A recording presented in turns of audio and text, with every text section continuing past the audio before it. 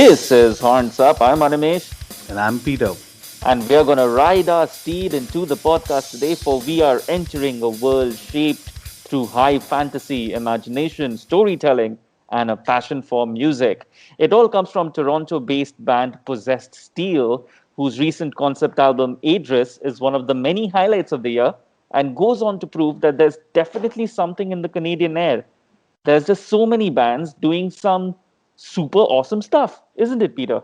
Yeah, I mean, we recently spoke to Fuck the Facts, but prior to that, we've also spoken to Canadian band Spell. So there's definitely something in Canada.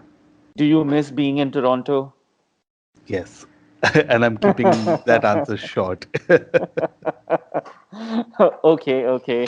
This one's a long chat, and yeah, it's a bit noisy at times, so deal with it. We have the band's vocalist Talon and guitarist Steve Mack with us. Here they are. It's Possessed Steel. Let's fucking go.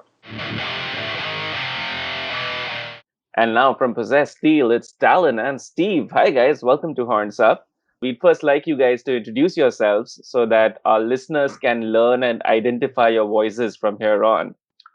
Hey guys, I'm Talon, playing a band Possessed Steel.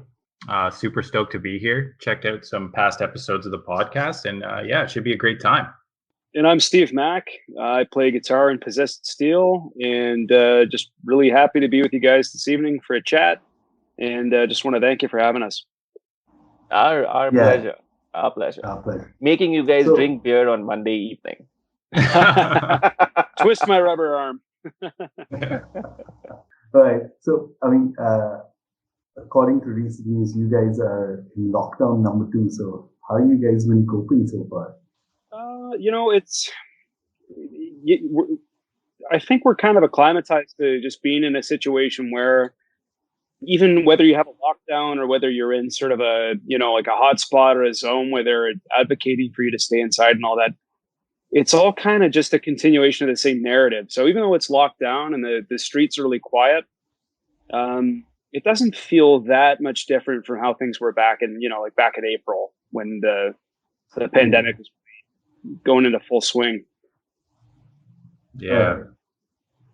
I feel like people are actually like a little bit more relaxed now. Like I find myself sort of like giving people like a little bit of a glare when I'm in public, because people are just sort of getting I guess you get used to situations, even no matter how bad they are. Like people are so capable of adapting to anything. And like, that's why I think the human race is like, it's so prolific, we're so good at adapting so quickly. And now people are like, yeah, well, this is our normal for now. So, but we're still in the shit, I know, right? We are the evolved cockroaches. We'll keep living no matter what happens. For sure. Yeah. Right. So, earlier this week you released your debut album, Aedris, and I must say it's an excellent release. But one thing that's took me by surprise when I got the album comes 10 years after the band was first formed. So why did it take so long to put out an album? Well, it's sort of like when we started the band, I started the band with my good friend Chris back in the day. We were just like, I don't know, I think we were like 19 or 18, and we just loved heavy metal. We just like partying and listening to heavy metal. And I was like, you know what, I'm just going to play guitar. So I went out and I bought a guitar and just practiced, and we just jammed. He was just learning how to play drums. I was just learning how to play guitar. And we never really anticipated it to go really anywhere. And so like 4 years into jamming through multiple lineup changes, we released an EP, which was more of a demo. It was live off the floor, recorded in one night. And then we went on to record, that was it. And then basically we played a lot of shows. We didn't take it seriously. And then the band sort of just disbanded because like I was feeling kind of uninspired. We were hopping around with like person to person, and I don't know, it just felt like I had to do something else. And I'm glad I did, because moving on from that, I took some time to mature as a person and take a break and really sort of like get some things together in my life. And I decided I wanted to form the band again because I really enjoyed playing music, but this time I would go approach it with like, I want to take it more seriously. I really want to become a better singer, a better guitar player, and I want to find like the right group of guys where we can like kind of make something happen. And then I found like Steve and Richard, and yeah, I don't know if you want to chime in on that, Steve, from what happened. So true story. I joined the band with Richie in 2015, and I had moved into Toronto from Brampton, so I lived outside of the city.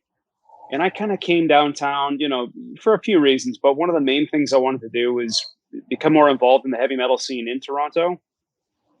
So I started out going to sort of the massive tours that were coming through town and trying to meet people through just going to shows on my own, even, and, with friends here and there. But just trying to network a little bit and maybe find some like-minded musicians. It took a little while because those big sort of tour shows are just kind of crazy. There's a ton of people and they're, like you kind of go, you see the band, you go nuts and then you leave. I started going to more of the underground shows and seeing some more of the sort of the first wave of, traditional metal that was coming out of the scene at the time. Bands like Cauldron, Midnight Malice, Action, stuff like that. And I remember I was just at a show and I had been, I'd just been hanging out and kind of drinking the night away. And as everybody was, it was sort of end of the night and everybody's kind of, all amped up from what they just seen and definitely fueled by a couple of Pilsners by that point. And I just feel this tapping on my shoulder and I turn around and I'd never met Talon in my life. This is the first time I've ever seen this guy. And I think that the previous guitar player had mentioned to him that, that dude over there plays guitar, and I think he's looking to get into a band. So Talon just bold-faced, just straight up says to me, "Hey man, you want to play guitar in Possessed Steel?" And I swear to God, I didn't even hesitate one iota. I was just like, yeah, that's what I'd like to do that. And that it was just sort of this random ass meeting, and then I joined him and Don, who had been in the previous lineup. I met Rich that night on the drums, and we had a really good jam. I practiced a few of the songs off the band's EP, and from there it just sort of set off from that point forward. And like Talon said, I think we were really focused on trying to bring our musicianship to the fore and try to challenge ourselves. But to get back to the original question of why it took so long, I think it took some time for us to kind of find our own voice. Is that in that form, in that lineup of four guys, we spent a lot of time looking at the back catalog of Possessed Steel tunes and kind of putting a different spin on them. So when you listen to Order to the Moon, which was the EP we put out in 2017, that was really sort of the consummation of that effort, of trying to put our own spin on some of the existing catalog. And then from 2017 on, that's when we were really focused on writing Aedris and having that focus on, all right, we want to put out an album now. Even though it's like there's a decade of time that you're looking at, I don't think we were really serious about putting out a full length until, maybe the last 4 years or so. Yeah, for sure. Why do you guys think that happened? I think it was just like it didn't really it didn't feel right. It never really felt super right. And when we all got together, Steve, Richard, Don, and me, we had really good chemistry right off the bat, and we just jam. And Steve would be like, "Oh, check this riff out," and then I'd be like, "Oh, what if we went into this after that?" And it was just it was kind of things would just kind of happen very naturally. And before we knew it, we were sitting on a bunch of songs and we were like, you know what, let's do the album now. We didn't feel ready, but I feel like it's one of those things you'll never really feel truly ready, because we're always oh, could it be better? Could it be this? Could it be that? But we're no. The album's a snapshot in time of what the band's doing. And we were just ready. We were like, you know what, let's do it. That's interesting. Yeah. Now, I mean, Aedris is a concept album and it's set in medieval times. So, can you just tell us, at least briefly, about it without giving too much away, I guess, of the story? Sure. Yeah. Do you want to you're pretty good at talking about that album, Steve. You have a good way of. Yeah. a good way of being very long-winded. I'll try to keep it. I'll try to keep it concise. Really, I think when you're talking about Aedris, you're looking at, we're obviously not talking about Earth, right? So this is some kind of, I don't know if it's like a multiverse thing or if it's just a different galaxy or universe entirely. But it's certainly modeled after our own planet, the Earth. So, we're not talking about aliens per se. But Aedris is the titular character of the story.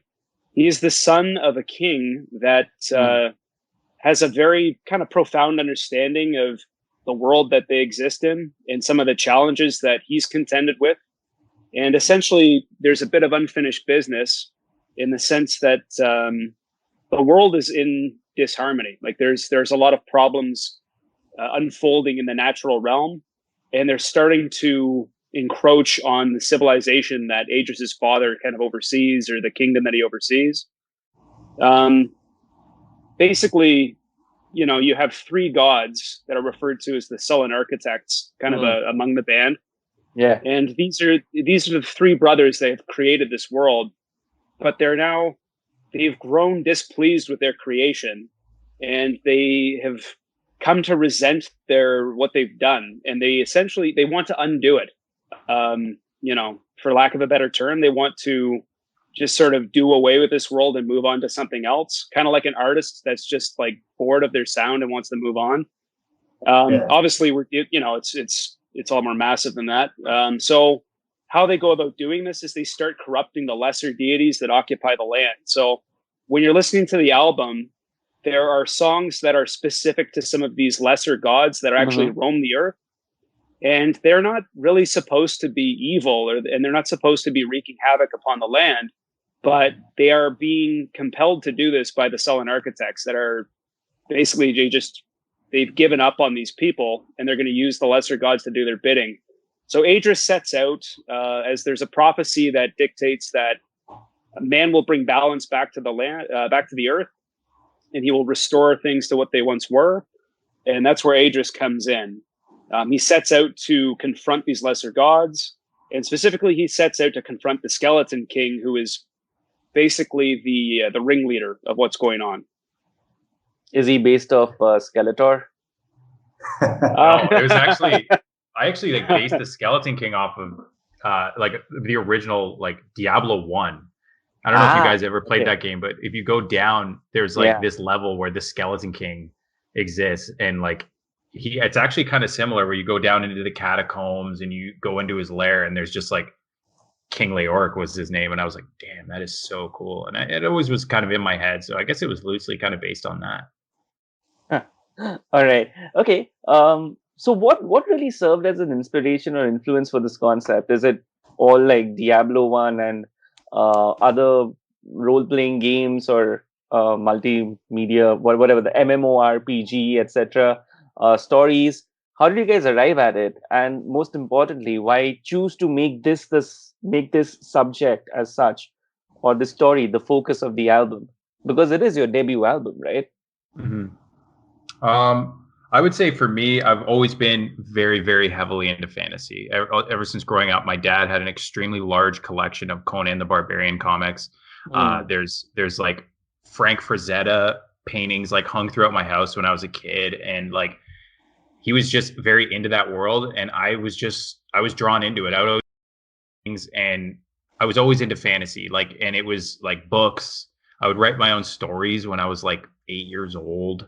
I would play with action figures. I'd go outside in the forest and pretend I was someone else. And I've always just been kind of very, very heavily invested into my imagination and a fantasy world. I've never been that into reality. And so it's just, I don't think I've ever really wrote a song that was kind of really rooted in reality. It's always some weird alternate universe.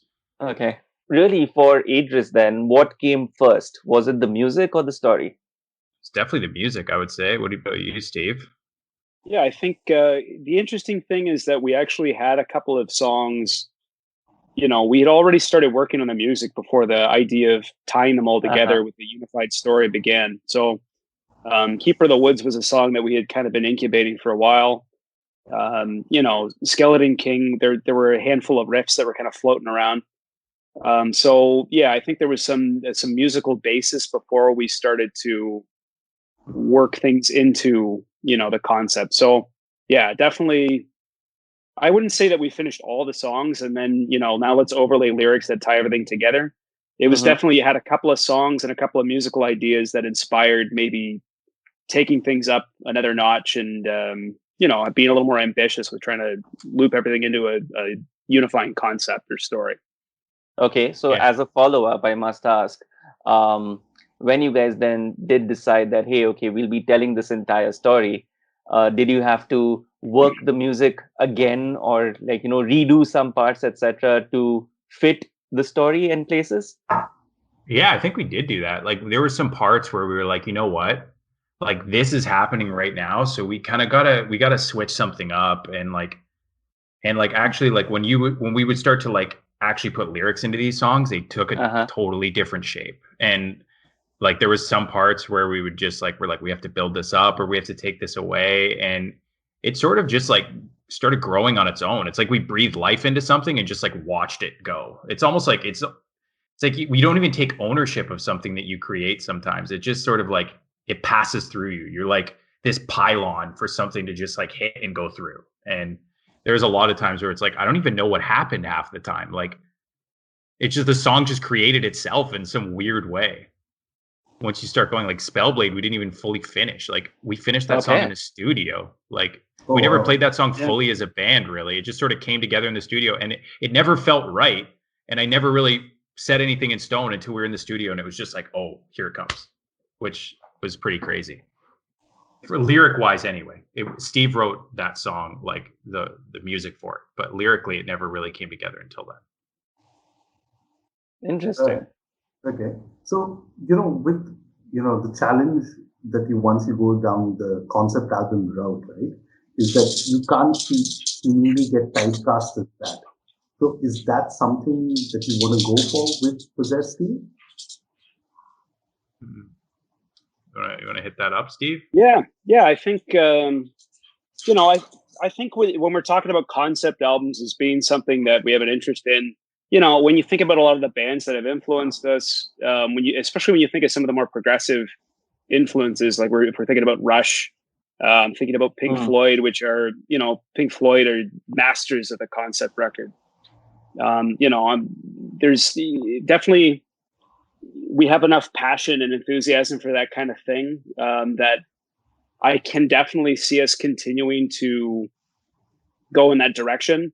Whether or not you have, future output that is all of the songs are connected to one story, or maybe you even have a couple of songs, like maybe 2 songs, 3 songs on the album, all referencing the same kind of thing. I think fundamentally what you have as something that we all agree on and want to continue doing as a band is that we want to tell stories through the music. So you're not going to find us, or you're likely not to find us singing, with esoteric lyrics like you might find in, like a Celtic Frost or something where the lyrics are kind of strange. They're hard to pin down. They're just sort of referencing things that are really open to a lot more interpretation, or they're not as explicit as telling you a distinct story. So yeah, I can absolutely see it being a common thread through, the music we've yet to put out. And we've already expanded on the Aedris story. Like we already have ideas for what happens after this record. We've got pretty good ideas for, what happened leading up to this record in terms of Aedris' father and what his journey was like and how he kind of ended up where he ended up. So, we'll either explore those ideas or go in a different direction, but I think the storytelling element is going to be there. So is there like a nudge of an idea to like maybe create a Possessed Steel shared multiverse or something of that sort? Yeah, dude. Yeah. I wanted to write a book. I wanted to write like a book that would just sort of tell the whole tale, or at least about like go into depth of like this chapter. Because one thing that was like hard was to like fit everything in one song. Like I wanted to give the listener like the most information I could in the song. So it was kind of hard to do that. And I'd like to expand on it. And I want to just explore that world a lot more. I think it'd be so much fun, and it has been fun. Okay. All right. So, one of the most enjoyable aspects of Aedris for me personally was the production. It's so warm, it's old school, and I must say it fits in perfectly with the mise en scène of sorts that the subject matter dictates. What were your notes really for the sound engineers or the producers or the mastering engineers, etc.? What were your blueprints or references like when you were trying to get them to, you know, execute your vision of what this record needs to sound like? I know for like when we went in there, we talked to Joel about what we wanted, and we were like, listen, we want this sort of reverb soaked sound, because like I remember like the Armor of Ire came out and we were all completely floored by it, and we were like, you know what, the benchmark has been totally set with that album. Like, and I thought it sounded so great, and like the album itself sounded so ethereal, and I was always infatuated with that. And we sort of set that as like our starting point, but we sort of just grew out from it in some strange way. Like I don't think it actually sounds a lot like that, which is good. It sort of took its own thing, but we definitely we gave examples of just a lot of bands that we enjoyed. Like I don't even know. Do you have more on that, Steve? Like I can't even really remember what we were throwing out there. I think we benefited from the fact that Joel Kasmy was the producer that worked with us on the album, and he's a Generation X guy, right? Like he grew up in the '80s, so he was there for kind of that golden decade of heavy metal, where a lot of the sounds that we admire, and Talon and I didn't really grow up in the '80s, but most of our favorite metal is from that decade. So it was easy enough just to mention certain bands or certain records. And Joel immediately could connect with that, having grown up with those albums and was a big fan of them himself. But it's true. I think when we can be honest about the fact that a lot of modern metal, or a lot of the stuff that's maybe not as underground, the production has become incredibly modern, and it's not unlike what you find in any kind of top 40 hit, in that there's a lot of things I don't really like in that kind of production. There's a lot of compression going into the sound, so the music sounds intrinsically loud, but you're losing out on a lot of dynamics. So your pick attack and the nuance that you apply when you're strumming a passage or playing a solo, that gets lost when you start overlaying the kinds of modern production techniques that seem to be leveraged more and more these days. So we knew that aside from wanting to sound like bands we really liked, we just generally prefer that kind of older sound of it's not going to be, we're not going to quantize the drums and have everything, just coming to that perfectly. Yeah. We're not going to do these things that kind of take the soul and feeling out of the music, because we want the soul and feeling to be very apparent to the listener and present, even if that means, a clam here, a mistake there, maybe not sounding as polished as it can be. I think we're all willing to sacrifice that for the sake of achieving a sound that evokes what our favorite band sounded like back in the day. It's authentic. Yeah, and I actually think it came across quite modern sounding. Like I think that's something that's like different too, is like we also, as much as we like wanted to preserve that sound, we we're also kind of down with trying some new things. And I don't know, when I listen to the record, there's a lot of parts where I'm like, oh, you know what, that's quite different than what we were originally going for. But I think it works too, because it's like, I think you also have to be able to adapt with the times, so you don't run into like just recycling old stuff and just like emulating the past, because I mean, we are living right now in 2020 and we are playing music, and it's fun to mess around with that stuff too. We did a lot of cool stuff, I thought. Absolutely. You guys do a lot of cool stuff, and I must say, as a bass player, I have to commend the excellent bassmanship on this record, which is something that really stood out for me the first time I heard it. But here's the thing, right? The more time I spent with the album, I found that actually it's not just the bass, but every instrument, including your vocals, and I generally include the vocals as an instrument too. Every instrument gets its moment of glory and shine as such.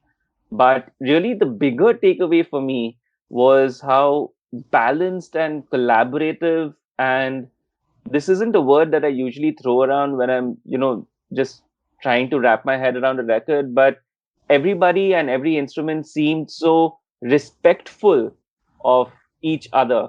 It feels like a lot of time has been spent in the jam room revising, making sure that the I's are dotted and the T's are crossed on these songs as such. Was it really that kind of a songwriting process? Yeah, I would say you like actually nailed that on the head. Like, it's funny that you actually say that, because we're always like, do you like this part for yourself? Like, we are very respectful of each other, and we do like respect each other in the jam room in the sense, because we all enjoy each other as musicians, and we always like giving each other time to shine. And yeah, like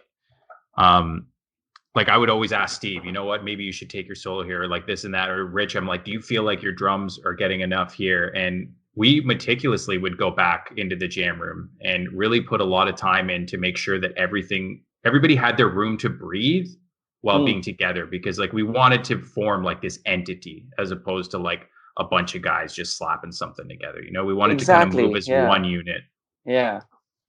And I truly think you guys have managed to pull that off. And that's a pretty rare occurrence in today's times when, you can, like, if you don't like playing with somebody, you can find a guitarist online for like $5 to play a certain part. Yeah, but that's not a band. Sure. Yeah. No, that's definitely cheating.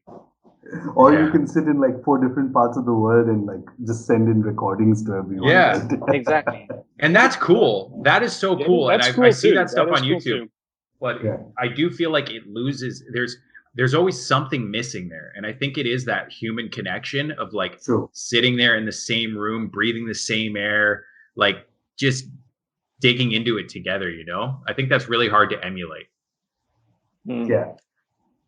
Okay. So here's a question I'm sure someone's asked you before. Is that a real horse galloping away on Assault of the Twilight Keep? And are those real birds chirping on Free at Last? No. Okay. No.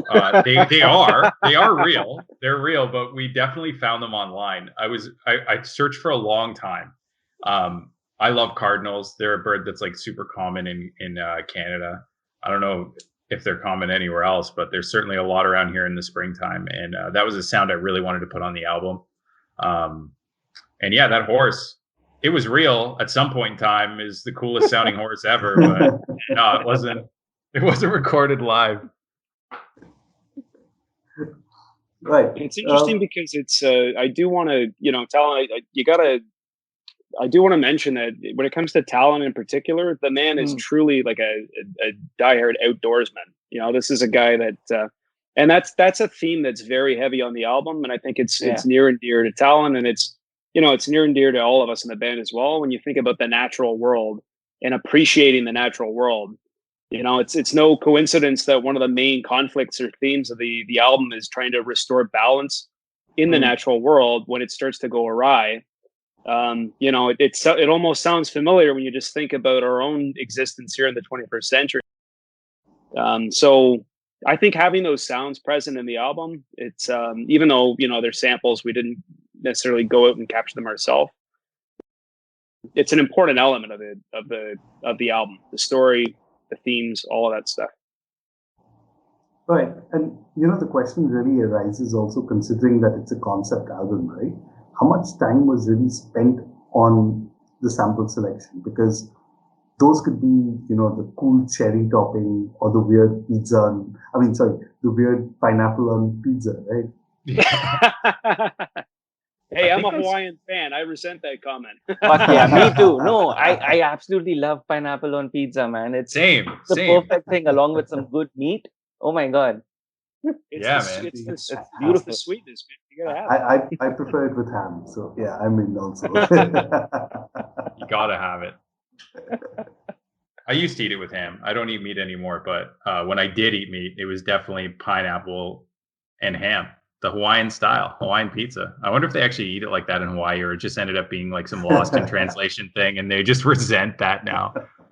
Yeah, they must be like, oh no, man, this isn't. Yeah, it's like that did not come from Hawaii. And that pizza can fuck off. Yeah.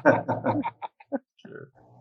Okay, Another talking point really is the excellent use of acoustic guitar.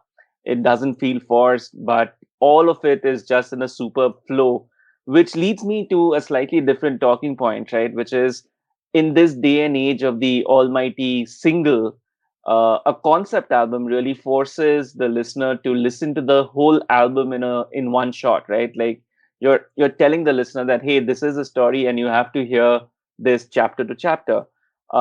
Is that the way you guys like to consume your music?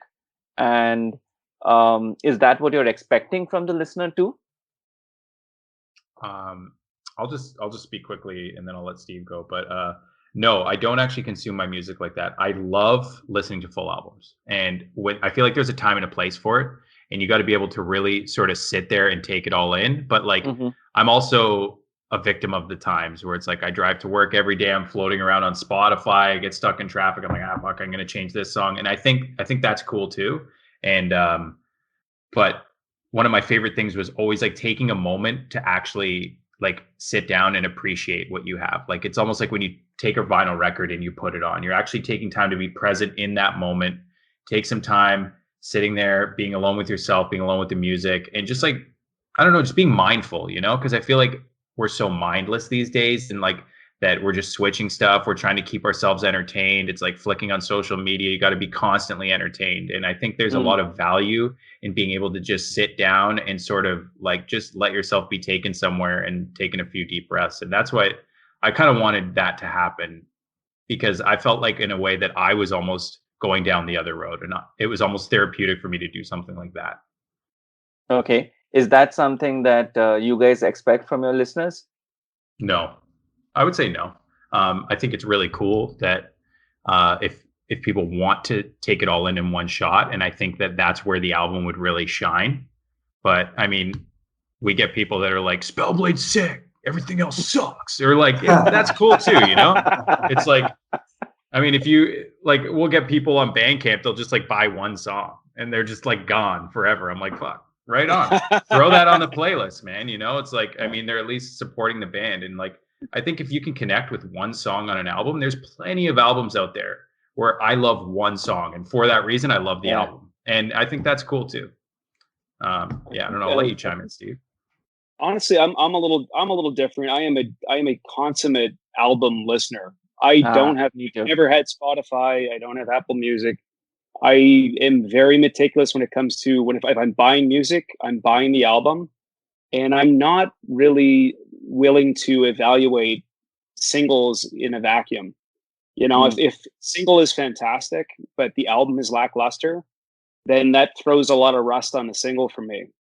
I'm definitely, a big vinyl collector. It's my favorite format to listen to records. Okay. And I've found, like, even just growing up, a lot of the times if I liked a certain artist, I would find in a lot of cases that the B-side songs did it just as much for me as the singles did. In a lot of cases, I prefer to listen to the unknown songs, just maybe because they haven't been kind of jammed down my throat.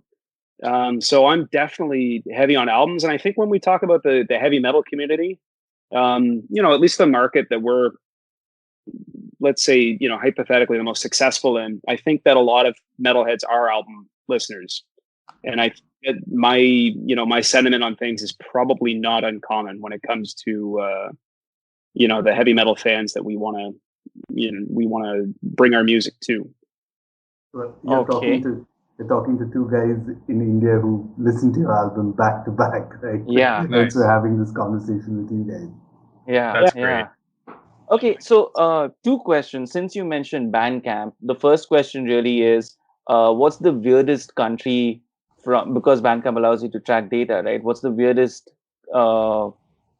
country that has bought your music? I don't know, like the weirdest. Or like you completely didn't expect it. Yeah. Well, honestly, there was someone in Thailand last week. We've had a couple guys or girls from India. There was also Iceland. It's just crazy. Iceland was nuts. That one caught me off guard. And I don't. Were you gonna say, Steve? as did the shipping cost to Iceland. We got iced on that shipping cost. It was like it was really expensive to send it to Iceland, but we're like, you know what, we're cool. I can imagine. It's really cool to actually anything outside of Canada has always tripped me out. Anything outside of Toronto, even, I'm just like, whoa, there's someone over there listening to it. Like, it doesn't feel real. I guess because most of our success has come through the online world. Like, we played plenty of shows to like 4 people, you know, and like most of it is fans all around the world that are just like they keep us going, you know. I mean, we've played some pretty wicked shows, but it's always kind of a coin toss. But it's like that international community that has just like kept us going and kept us like wanting to just pump out better stuff. Okay.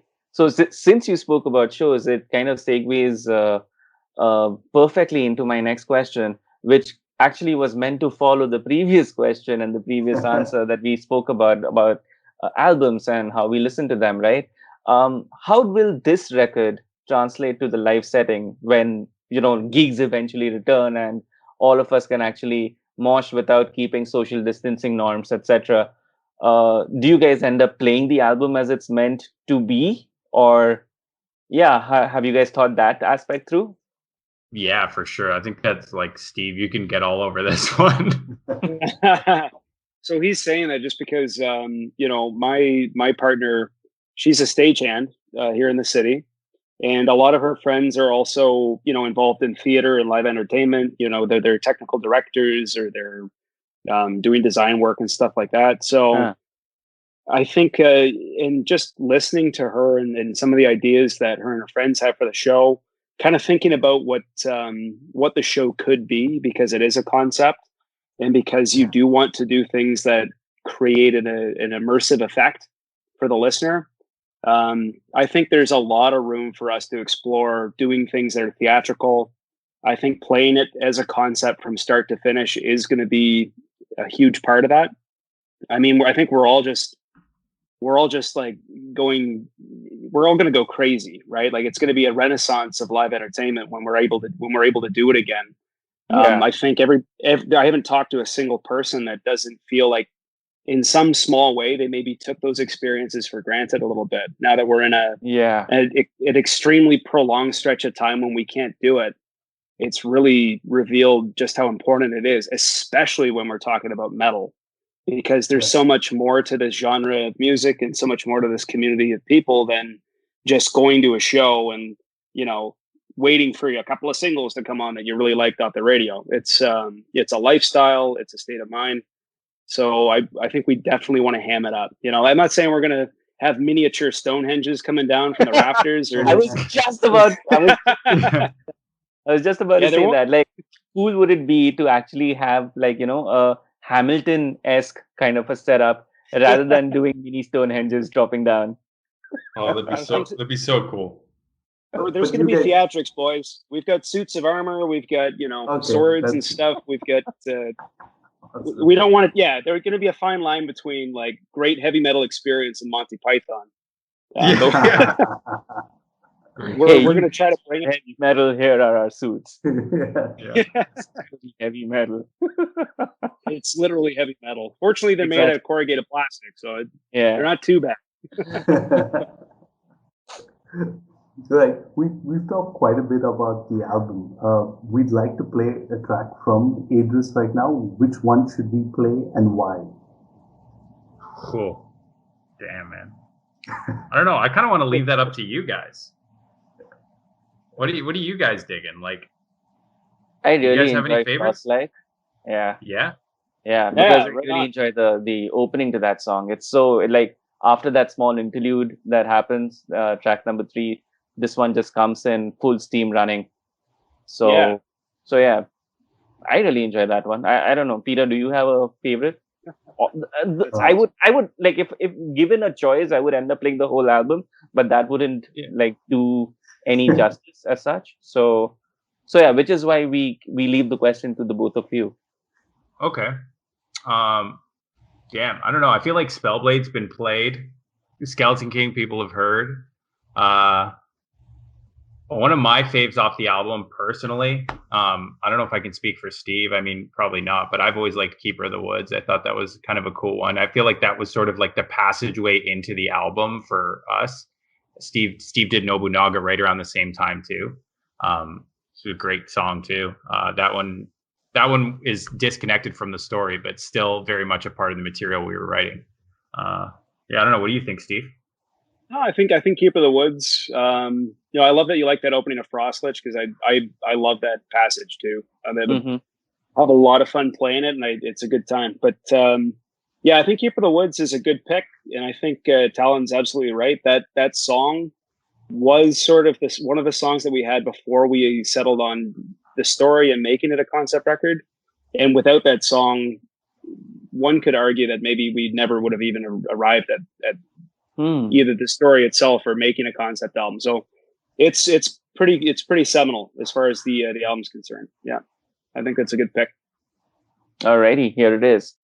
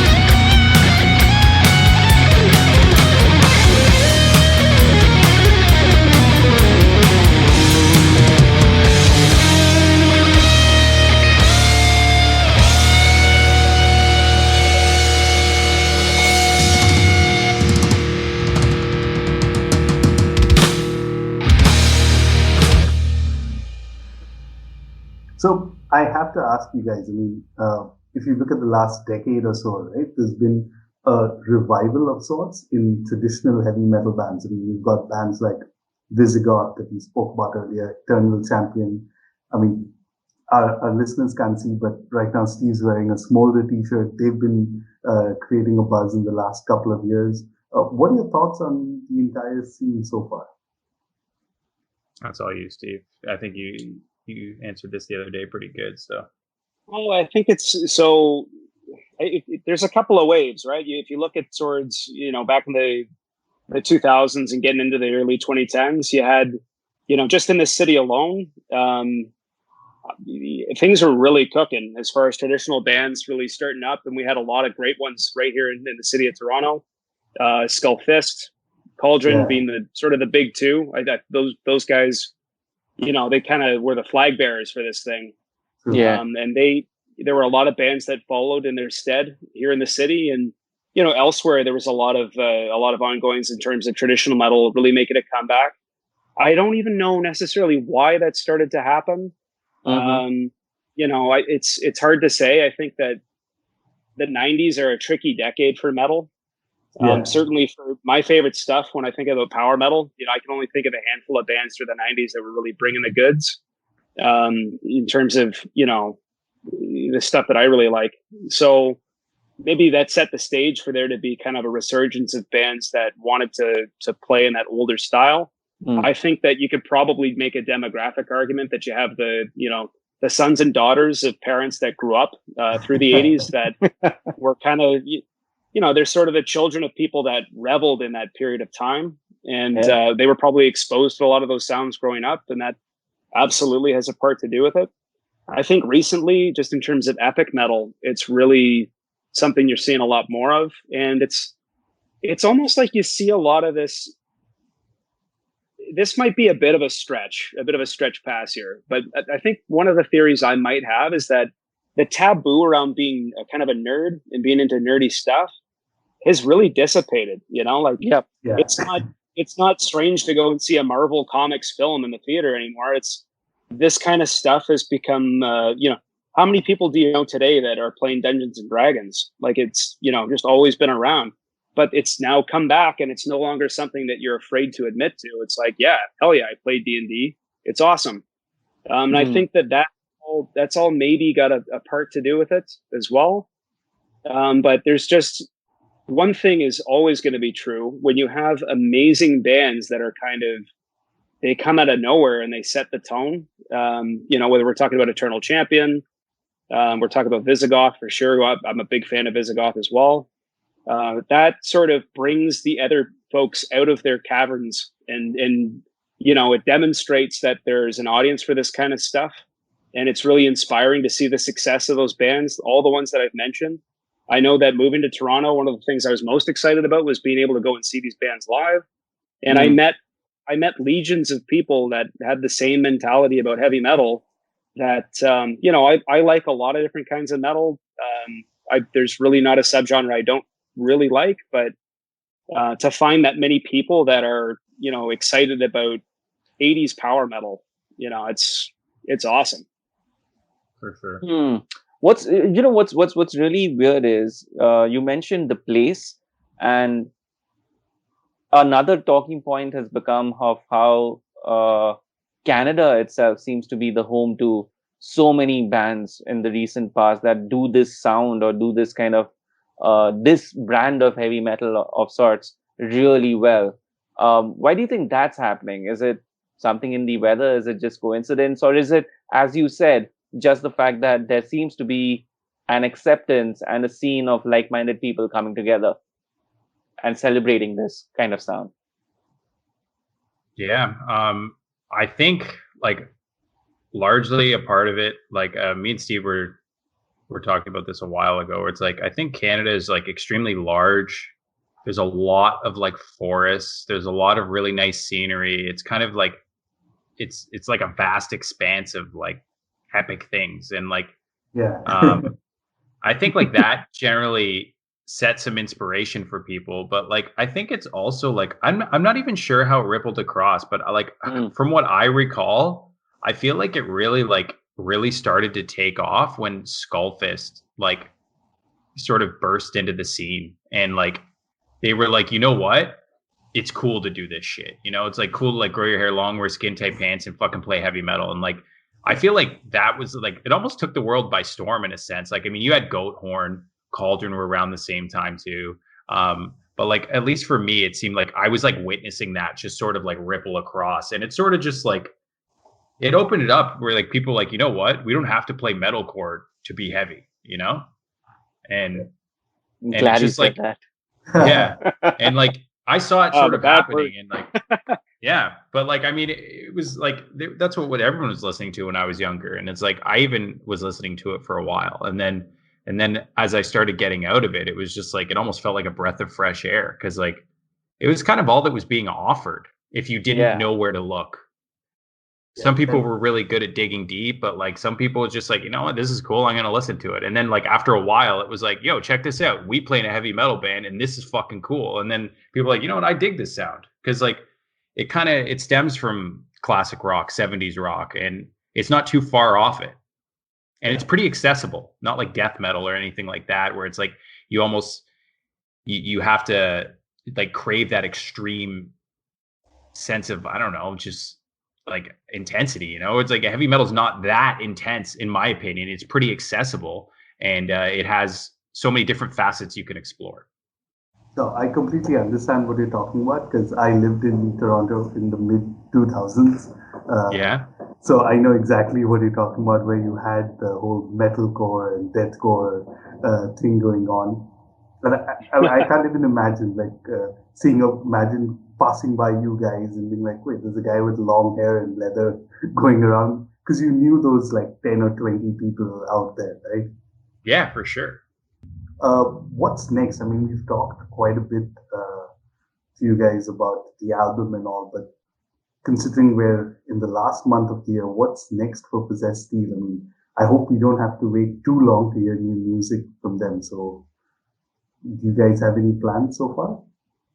Yeah, we were talking about it. We're kind of riding a high right now because like the response to this album has been like pretty overwhelming to say the least, and we were not expecting anything like this. And it's really humbling, and it's like warmed our hearts to just see people like really enjoying the music with it in some way, and just reading comments, seeing the support coming out, and like we're kind of riding that high. And I've been feeling super creative after it because it's sort of like, not that we really ever like searched for it, but it sort of validates what you're doing. Yeah. And it's like, you know what, maybe we are headed in a direction that's good, or at least good enough for us, you know?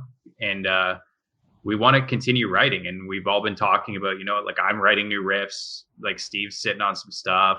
Don wants to play, Richard's excited. So it's like, we're just going to ride it, and we're going to keep creating, and we're not going to let any of it fucking get to our heads, or we're going to put out something like Saint Anger.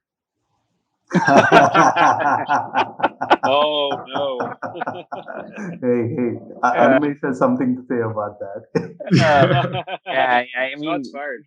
like we need to end up doing that episode of sorts, because I keep like right from the day we started doing the podcast, one of the constant topics that we end up discussing that hey, we have to do it is basically my love for Saint Anger. Oh, Yeah. I'd love to hear it, you know, man. I only ever hear people shitting on it. I would love to hear like your views on why it's good. I'd be down to check it out. There was a website that had a specific article called "Defend Your Shitty Taste," and stuff like Cold Lake by Celtic Frost would come up, and I think Saint Anger was one of the albums was done on that too. Yeah, I think it was a Decibel series. I think you're right. Yeah, and by the end of that article, I was kind of like, you know what? That's fair. Yeah, I mean, some points. Absolutely. And But that's music, right? I'm not going to say that there isn't anything that's not objectively shit, because they're flat out, right? Like music is not just. I'm not going to be that guy it's art and it's subjective and anybody can. There's degrees of that, but I don't know. As long as you're raising points and bringing evidence to the table, then what the hell, you know? Like, sure. maybe Saint Anger's the hidden cult classic we've neglected all these years. Yeah, I'll be really surprised though if like 40 years down the line or 100 years down the line, that's the record which people go like, oh my God, if it wasn't for this, Metallica wouldn't have been as big as it was right now or something. They've created That some would really weird new surprise me. genre. I know. I can't wait for my son, like in 10 or 15 years when he gets into heavy metal, be like, hey Dad, did you ever hear Metallica Saint Anger? Yeah. Followed by the Lulu album, and we'll all go like, what the Oh, collective man. shit is wrong with our kids? Alrighty. Okay. No, so here's the thing, right? You're riding out this wave, etc. You're feeling creative. Is there what really then becomes the next ambition of sorts? Is it, as you guys said, to write a killer sequel to Aedris, or is it I don't know, what's the next big thing that you guys have set as a benchmark for yourselves to top? Well, we talked about doing another album naturally. Yeah. We kind of toyed with the idea, I think, of doing another EP, but I don't want to do another EP because I feel like we're plagued by EPs. So it's like, but honestly, maybe we will. Who the hell knows, man? It's like, it depends on like our circumstances, how busy we are, what we want to do. Maybe we're sitting on 4 really good songs. And I don't ever want to be like, you know what, let's write a few more just to get this album done. It's just, I love that. Yeah. It depends like what comes out and how we feel about the material. And if we're really passionate about it and it's only 4 of it, then we're going to do another EP. But it's definitely going to be in the same universe, I would say. And I don't know, we kind of want to do more stuff. Like, I mean, we've been talking about doing some acoustic covers, like really doing them up big and putting them on our YouTube channel and just kind of having some fun with it, you know, and being a band. And that's so refreshing to hear. That's so refreshing to hear, because then what it seems to tell me is the fact that you guys are really looking at this as a band and as a collective of people who enjoy playing music, rather than looking this as a I have to write my album in once every 2 years, and I have to then after that end up doing tours, etc., etc. Like, it doesn't seem like this is, and like, I don't know why it's weird for me to say that, but it doesn't seem like a business. It actually seems like a passion. Totally. Yeah. None of us depend on the band for our livelihood, which is very freeing when it comes to maybe debunking some of the pressures that you might have if you were leaning into the band as a source of income. It's, the old saying is, you've got your whole life to write your first album and 2 years to do your second.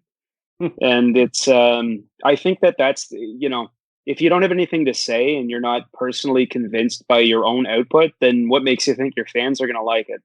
One of the coolest things, that as disappointing as it might have been, but you guys know that band In Solitude? Yeah. They only put out a couple of records, and they were incredible albums, like some of the best stuff. And then they folded. They just called it quits, and everybody was like, what the hell? Like, you're critically acclaimed, everybody loves your stuff. And they just very plainly agreed that they just didn't feel like they were going to be able to continue that quality of output. So they called it a day. And I have a ton of respect for that. I think I'd much rather see a band take, another 10 years to put out something that's meaningful and that they really believe in. Momentum counts for something. I don't think it's something you want to waste, but I don't feel like we're going to fall into the trap of, by default, we need to have another album out. We'll just have to see. I know we want to challenge ourselves, and we want to delve into maybe a bit more of a progressive sound and pepper some of that into the music a bit. So we'll see. We're going to be experimenting and just trying different things and seeing what comes loose. Excellent. I think that's a perfect note to kind of end this chat for the moment, because, hey, tell you what, I'll make you guys an offer, or we'll make you guys an offer. Whenever the next album comes out from Possessed Tail, you guys are talking about it on Horns Up, because we both absolutely love this album and we can't wait to hear new music whenever right on, is. Man. We're looking forward to it. Thank you both so much. Yeah, that's like Talon said, we're overwhelmed that people like it as much as they have, and it's really humbling for us, and to be able to come on and do an interview with you gentlemen on Horns Up. Hell yeah, we'd love to do it again, and just can't thank you enough for having us on tonight. I think that itself is my highlight of the entire chat. Sure, music is a business and it needs to be, but first and foremost, it's art. And anyone and almost everyone can somehow tell when art is authentic. Possess Steel, you guys are authentic AF, and that no one can deny. Yep, that totally, man. I mean, I really enjoyed that chat, especially the latter part where they were talking about, just the whole process of making music. I mean, I don't know. It of course, you can be a little idealistic about it and all, but yeah, that's like a great attitude and a great way to look at it. Okay, so what are you guys listening to? Yes, it's that month, and yup, we will be sharing our lists at the end of the month. Does Aedris find the spot on it? Answer that question. You can reach us at hornsupod.com or through the Twitter machine at hornsupod. As always, I'm at Azmoani. I'm at Trend Crusher. And this is Horns Up. Horns up, guys.